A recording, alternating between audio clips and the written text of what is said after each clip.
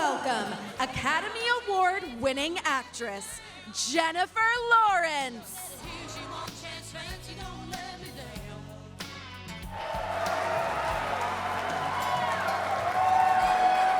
Hi, gays.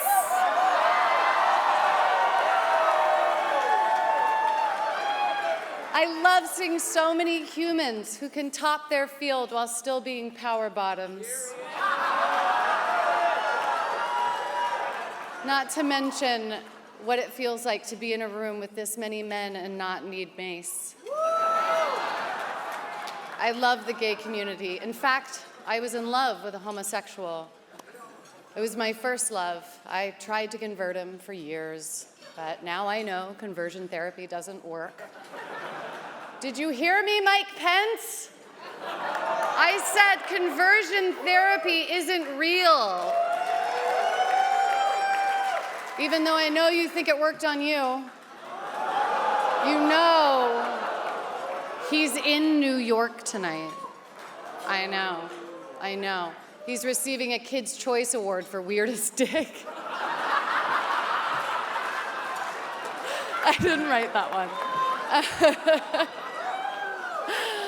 I'm here tonight because my favorite musician and good friend Orville Peck is receiving the Vito Russo Award,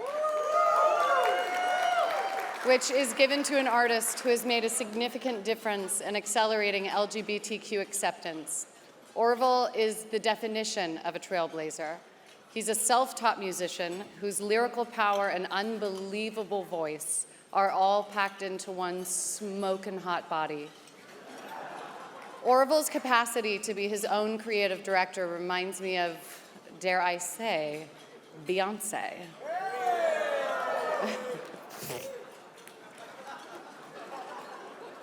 What if I said me? I discovered Orville Peck through his music video for Dead of Night. I was spellbound, and it only took 3 whole days for me to binge his album Pony, then go back to his earlier work with Bronco. Oh, what was that? Yesterday, he released volume 1 of his duets album, Stampede, which I hear is awful. Just kidding. Orville and I met one night at a party. He wasn't wearing a mask, so I was just enjoying speaking to this chic, smart, lovely man. I can't remember exactly what he said, probably telling me he's a huge fan or something. But suddenly I recognized that velvet voice and I stopped and choked out, like, "Are you Orville Peck?" And in my memories, he winked at me. But now that I know him, he definitely didn't do that. He probably just said, "Yeah." Anyway, one thing led to another, and a girl from the south of America and a boy from the south of Africa talked country music and growing up country all night long. After swapping numbers and live texting during Housewives, soon we took it to the next level, and he invited me over for the best short rib I've ever had in my life. He's also a full-blown chef. I keep telling him, "You are hot. Do less, like me." What I noticed in my friendship with Orville is that I and everyone around him feels completely free to be themselves. There's a solidness and a self-respect and love that Orville has for himself that he effortlessly casts onto other people. When I knew I would be presenting this award to Orville, I called his partner Billy, who's also hot, and Billy grew up in a religious household and struggled with accepting his sexuality for a long time. When he met Orville, he described falling in love with him as healing. Orville had a different upbringing. His mom loved him and accepted him. And because of that, she made a boy who loved himself and could listen to himself. Sorry, I'm a mom.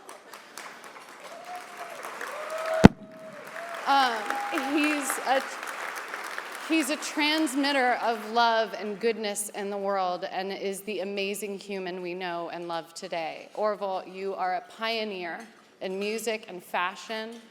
You are a compelling storyteller who uses your platform to speak up for everyone, and you're changing the game for the LGBTQ community in country music. I am so proud to call you my friend. GLAAD's Vito Russo Award is presented to an LGBTQ media professional who has made a significant difference in accelerating LGBTQ acceptance, and tonight, I'm thrilled to present this award to my dear friend Orville Peck.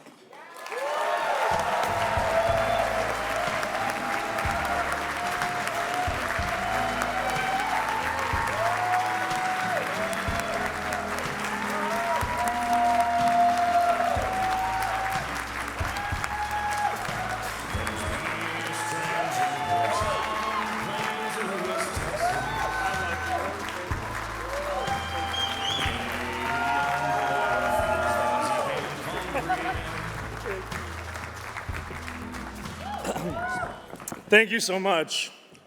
Thank you to Sarah Kate Ellis and Anthony Allen Ramos and the GLAAD staff. Jen, thank you for that beautiful introduction. I love you. I've never understood why country music has historically been a place that hasn't felt welcoming to the LGBTQ plus people. The kind of country songs I grew up loving were often about heartbreak, heartache, loss, solitude, disappointment, and longing. Feelings that can at times be big parts of our experiences growing up queer. So you'd think would be a natural fit. There's also a mutual love of drama, flair, adventure, and I see a lot of rhinestones sparkling in both communities. That's the world that drew me in with its vivid storytelling. That's the country I always saw, and maybe the reason it was so clear for me that I belonged there. Whether that meant being invited to the table or walking up and grabbing a seat myself. It was often the latter. I am just one of many of us here that have at one time or another felt excluded or held back because of who we are. Whether that be a genre, a culture, a sport, a job, a school, a friendship, or even our own families. But we as a community have always had the incredible power to take our hurt and our tragedies and turn them around into art, humor, and culture.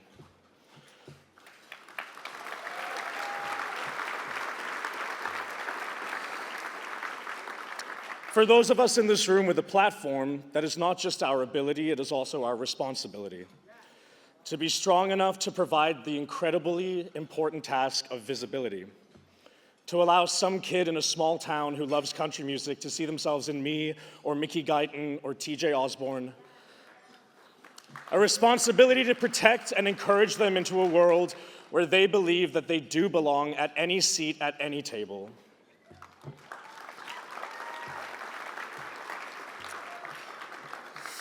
While I feel extremely grateful to be part of the current reclamation of country music that is happening, there are a lot of folks who also help to move the dial. Allies and friends like Shania Twain, Tanya Tucker, Willie Nelson, Mickey Guyton, Maren Morris, Midland.